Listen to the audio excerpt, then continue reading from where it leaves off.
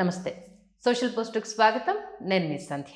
మరి ఇప్పుడు జ్యోతిష్యాన్ని నమ్మొచ్చా నమ్మరాదా అంటూ సామాన్యులకు ఒక ఇంత డౌట్ను రేస్ చేసే సిచ్యువేషన్ అయితే రావడం జరిగింది.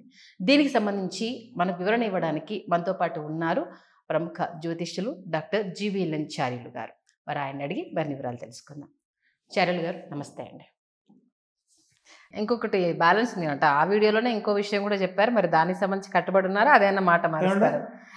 ఏపీలో జగన్మోహన్ రెడ్డి గారే కట్టుబడి ఉన్నాను దానికి. అది పాస్ అయింది అనుకున్న పరిస్థితి ఏంటండి? వీళ్ళంతా సమాధానం చెప్తారా? చెప్పరు. అంటే చీకట్లో బాణం వేశారు అనుకుంటారు, అంత సింపుల్ గా అంటే విమర్శించే వాళ్ళు చీకట్లో బాణం వేశారు అంటారు. 2 years ముందు చెప్పాను, ఇప్పుడు కాదు. 2019 ఎలక్షన్ అనేటువంటి 1 year చెప్పాను. అంటే గెలిస్తే అంటున్నాను, గెలిస్తే అనేది ఒకటి పోయింది ఒకటి వచ్చింది, చీకట్లో బాణము అనేసారి అంటారు. గెలుస్తుందని 2 years ముందే చెప్పాను. ఇప్పుడు అక్కడ ట్రెండ్ చూస్తే తెలుగుదేశం ట్రెండ్ ఉన్నారు. చెప్పిందా నేను తీయించగలుగుతానా? నేను వెనక్కించగలుగుతానా?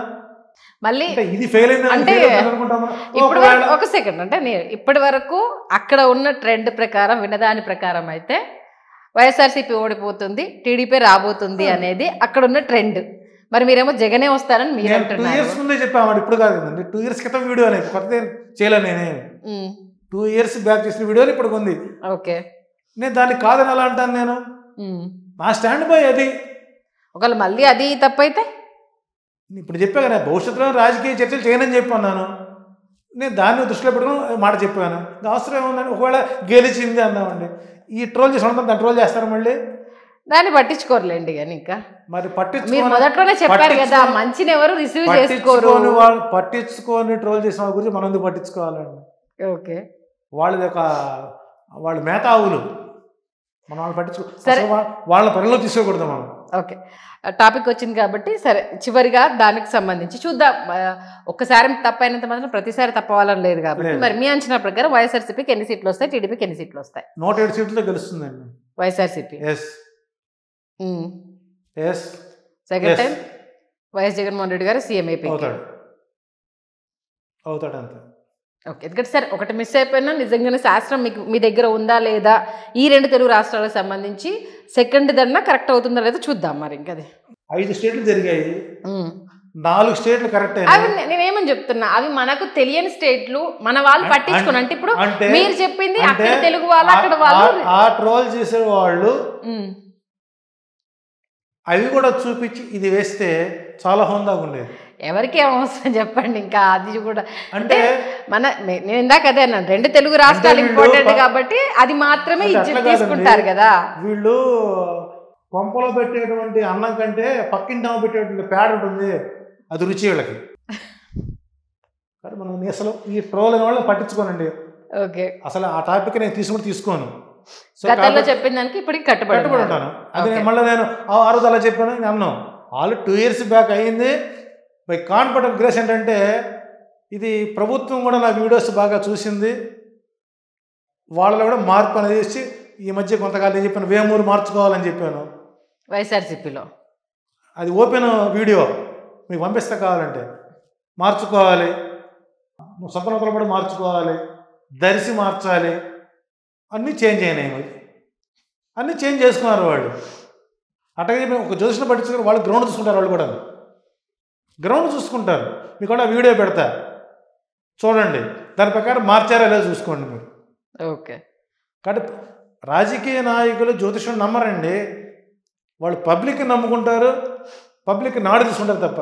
మేము సూచన ఇచ్చేవాళ్ళం కాకపోతే ఏంటంటే, వేమూరు మేరు నాగార్జున అక్కడే టైట్ అవుతుంది, ఇబ్బంది పడాలంటే ఈ ప్లేస్లో అక్కడ షో ఓపెన్ ఇస్తారు, రైట్ సెటిల్ అయింది. అక్కడ నూతలపాడు సుధాకర్ బాబు, మేదరమెట్ల మండలం వీక్గా ఉంది అతనికి. సో మేదరమెట్ల వైసీపీకి డ్యామేజ్ అనుకున్నాం, అక్కడ సెలెక్ట్ కరెక్ట్ వ్యక్తి అక్కడ వేసుకున్నారు. దర్శి ఉన్న ఎమ్మెల్యేలు మార్చుకోండి, కొత్త అతను పోస్టింగ్ ఇచ్చుకోండి. వెంటనే భూచేరు శివప్రసాద్కి ఇచ్చారు.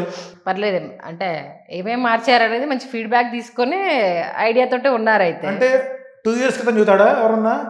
2 years క్రితం చెప్పారు. అయితే సోషల్ మీడియాలో 2 years బ్యాక్ చెప్పాను, 10 వీడియోస్ చెప్పుకున్నాం, లేటెస్ట్ పాతవే చెప్పుకున్నాం. చెప్పేంత కాలం అయింది. సరే పోనీ అబ్బా 6 ఏళ్ళ క్రితం చెప్పనుకున్నాం, మీ లెక్క కదా. మరి 6 నుంచి మార్చుకోవాలి కానీ పెందుర్తి మార్చుకోమని చెప్పాను, గుడివాడ మార్చుకోమని, అది అనకాపల్లి మార్చుకోమన్నాం, విజయనగర రాజాం మార్చుకోమన్నాం, ఇచ్చాపురం మార్చుకోమన్నాం. జరుగుతున్నాయి మార్పులు. అంటే ఇప్పుడు ఆ మార్పుల ప్రకారం 107 సీట్లు గ్యారంటీ. పక్క వ్యూహాలు. రాజకీయ నాయకులు వ్యూహాలు మార్చుకుంటారండి. అది నా గొప్ప పొరపాటు. మళ్ళీ నేను చెప్పినటువంటి అంశాలు కొన్ని పరిణామాలు తీసుకున్నారు లేదని చూసుకుంటా. అది వాళ్ళ దాకా వెళ్ళిందనే మాకు అనవసరం. సో నా ప్రొడక్షన్ ఏంటి, నేను చెప్పిన విషయాలు మార్చడం నేను ఫాలో అవుతాను అనుకుంటాను నేను. అట్లా ఫాలో అవ్వడం వాళ్ళకి ఏం లేదు. వాళ్ళు కాసిన ప్రజాబలం కాదు, దైవబలం కాదు, ప్రజాబలం కావాలి. జగన్ గారు ఇప్పుడు మాట అంటారు, దేవుడు దయ తెలిస్తే అంటాడు తప్ప ఇంకో పదం అండి. ఆయన క్రిస్టియన్ మతం పుచ్చుకున్న ఆయనగా మా ప్రభు అనడే. దేవుడు అనుగ్రహిస్తే, who is God? Rajasekhar Reddy. ఆయన టార్గెట్ ఎవరు? రాజశేఖర్ రెడ్డి. మా నాన్న అనుగ్రహిస్తే అని అంటాడు తప్పితే ఆయన ఏ దేవుడు నమ్మడు. వాళ్ళ నాన్న చూపించిన మార్గం అది. కాబట్టి తల్లి తండ్రి గురువు దైవాన్ని నమ్మలేనివాడు ఏ శాస్త్రం నమ్ముతారండి? థ్యాంక్ యూ జీవెల్లంచల్లి గారు. వచ్చి అంటే గతంలో చెప్పాల్సిన అవసరం లేకపోయినా ఒక బాధ్యతగా మీరు మీ శాస్త్రాన్ని గౌరవించారు అనేది చాలా క్లియర్ కట్గా తెలియజేశారు. ఒప్పైనప్పుడు ఎలా మనం భుజాలు తడుపుకున్నామో, తప్పైనప్పుడు కూడా అది ఒప్పుకోవాలని ఒక విజ్ఞతను ఇక్కడ ప్రదర్శించారు. మా సోషల్ పోస్ట్ ప్రేక్షకులందరి తరపున, మా తరపున మీకు ధన్యవాదాలు.